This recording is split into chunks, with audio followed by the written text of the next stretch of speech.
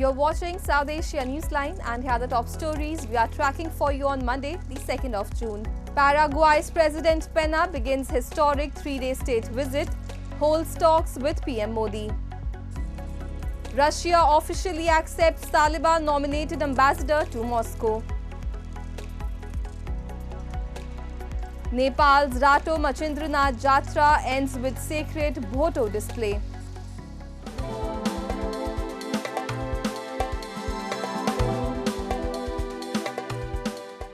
And now for all the details. On Monday, the President of Paraguay, Santiago Pena Palacios, arrived in New Delhi for a 3-day state visit to India. This is the first visit by President Pena and only the second by a Paraguayan president since the two countries established diplomatic relations. The visiting leader held high-level talks with Indian Prime Minister Narendra Modi on Monday and is scheduled to hold further engagements with industry leaders and other political leaders. We have a report.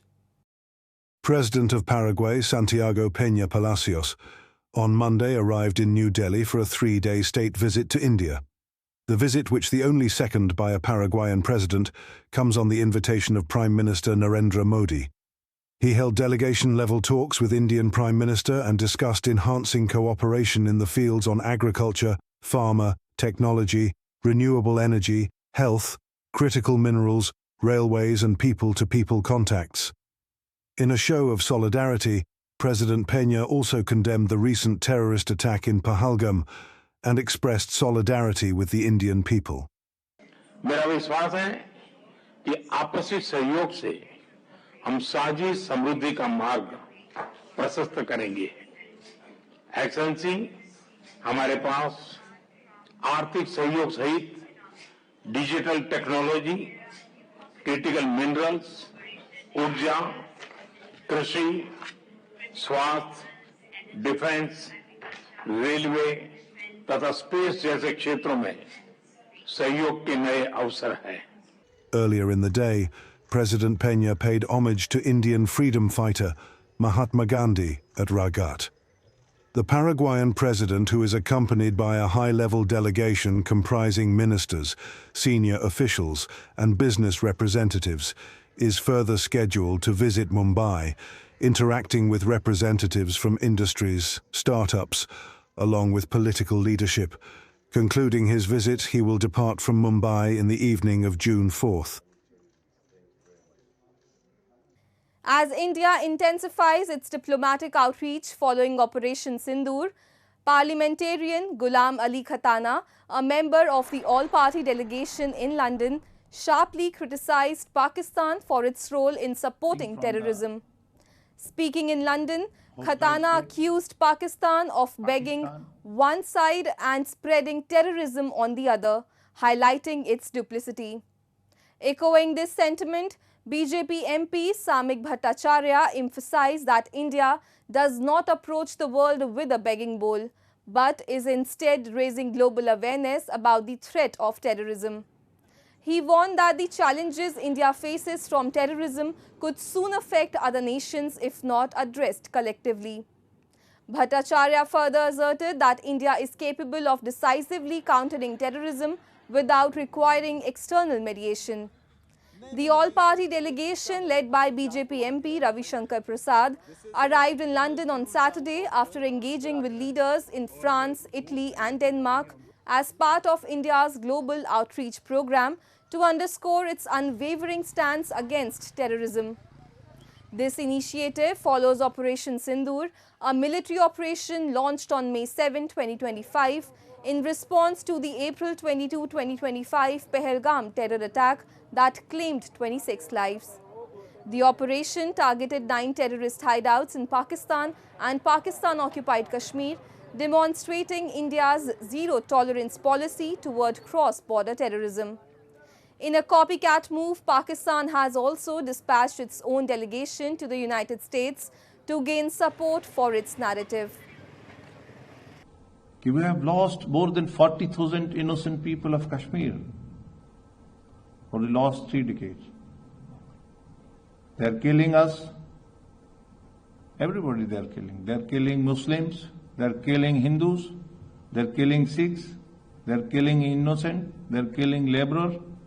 Days after UAE accepted the credentials of Abdul Rahman Fida as the new Council General of Taliban-ruled Afghanistan, Moscow has followed suit, accepted the Taliban's nomination of an ambassador to Russia.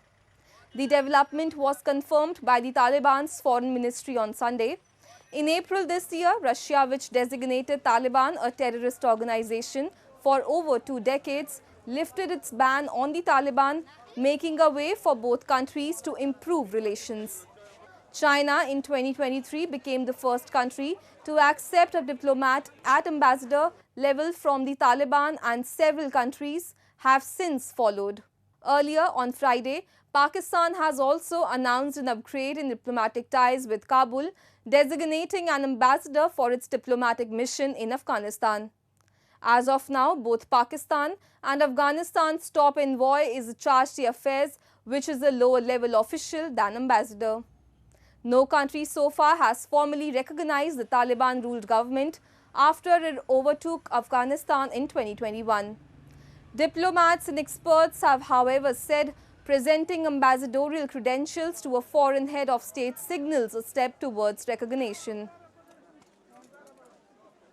Moving on, amid claims of a rise in extremism in the country, Bangladesh Supreme Court this past weekend ordered the registration of the hardline Islamist political party Jamaat-e-Islami, clearing its way to contest elections. According to media reports, the Appellate Division, led by Chief Justice Syed Rifat Ahmed, directed the Election Commission to restore the party's registration 12 years after the Supreme Court, in a 2013 judgment, cancelled it, deeming the Islamist party unfit for national elections. The Election Commission scrapped the party's registration in 2018, and the Sheikh Hasina administration imposed a total ban days before her ouster in August 2024. However, the interim government, led by Muhammad Yunus, reversed the ban, with the party which opposed Bangladesh independence appealing the 2013 judgment.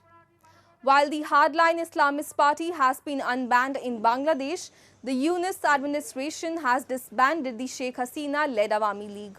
In its latest effort to erase the Awami League's legacy, the Yunus administration issued new currency notes on Sunday, replacing the portrait of Sheikh Mujibur Rahman, Bangladesh founding father, known as Bangabandhu, with images of temples, landscapes and historical sites across 9 denominations. Earlier, the interim government had also revised the school textbooks, omitting references to Mujib's role in Bangladesh history. Mujib's official residence, where he was assassinated with almost his entire family, which was converted into museum by Sheikh Hasina, was also vandalized by protesters earlier in February 2025. Known as Bangabandhu, Mujib is a pivotal figure in Bangladesh history, having led the country's independence movement from Pakistan. However, within 4 years of independence, he and his family were assassinated by rogue army officers. And after days of strained diplomatic ties, media reports suggest that Indian Prime Minister Narendra Modi is likely to visit the Maldives in July for the archipelago nation's Independence Day. According to a report by the Indian daily Times of India, Maldivian President Mohammad Muizzu extended the invitation through Foreign Minister Abdullah Khalil during an official visit to India last week. If accepted, this would mark Prime Minister Modi's 3rd visit to the island nation and his first under the current administration. His previous 2 visits occurred during the tenure of then President Ibrahim Mohammad Soli, who enjoyed friendly relations with India. Prime Minister Modi travelled to Malé for Soli's inauguration in 2018 and revisited in 2019 when he was conferred the Order of Izzuddin, the highest civilian honour for a foreign national. However, relations between Malé and New Delhi soared after the election of pro-China leader Mohammad Muizzu, who campaigned on an India-out policy to remove Indian troops from the island nation. Relations further deteriorated after members of the Muizzu administration made derogatory remarks against the Indian Prime Minister. Recently, however, frequent high-level visits and bilateral engagements including a state visit by President Muizu in October 2024, have improved ties.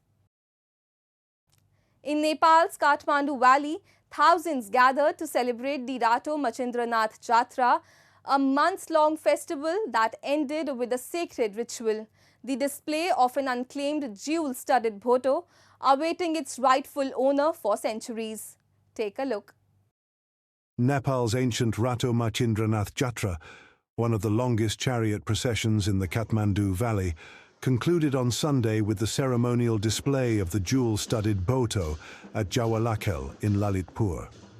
The vibrant festival, dedicated to the Kathmandu Valley's red god Machindranath, drew thousands to witness the centuries-old tradition of presenting the unclaimed bhoto, awaiting its rightful owner. Lasting 1 to 4 months, the Rato Machindranath Jatra involves pulling a towering wooden chariot with a 60-foot bamboo spire through Lalitpur's streets. The festival culminates in the Bhoto Jatra, where the sacred vest, encrusted with pearls and jewels, is displayed in the presence of head of state. Stored in a cloth pouch throughout the year, it is unveiled on an auspicious date set by priests, symbolizing its safekeeping and inviting its owner to claim it with proof. Legend traces the Bhoto's origins back 1,300 years. A farmer, mistaken for a physician by Serpent King Karkotak, cured the Queen's eye ailment with an herbal paste inspired by Machindranath.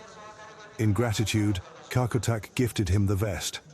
A ghost later stole it, sparking a dispute at the festival. Unable to resolve it, mediators entrusted the vest to Machindranath, beginning the annual display tradition with no claimant yet emerging. थाहा छैन तर यो चाहिँ हाम्रो पहिलेदेखि मनाइरहेको हो यो हाम्रो पुलचोकदेखि यो रातो मचिन्द्रनाथ जात्रा सुरु हुन्छ यो हाम्रो गावलहरू हुँदै पाटन लहनखेलहरू हुँदै लास्ट अन्त्यको अन्तिममा चाहिँ रातो मचिन्द्रनाथलाई यहाँ जौलाखेल वडा नम्बर 4 मा ल्याएर. Another legend ties the festival to rainfall and fertility. Hindu tradition holds that Yogi Gorakhnath, founder of the Nath sect, captured rain-causing serpents in Patan, triggering a prolonged drought. Astrologers advised inviting Machindranath, Gorakhnath's teacher, to Patan. Upon his arrival, Gorakhnath freed the serpents, bringing rain. Today, the Rato Machindranath Jatra remains a cornerstone of cultural and spiritual life in Nepal's oldest cities, blending mythology, devotion, and celebration. As devotees await the Bhoto's rightful claimant, the festival unites generations in reverence for the Red God.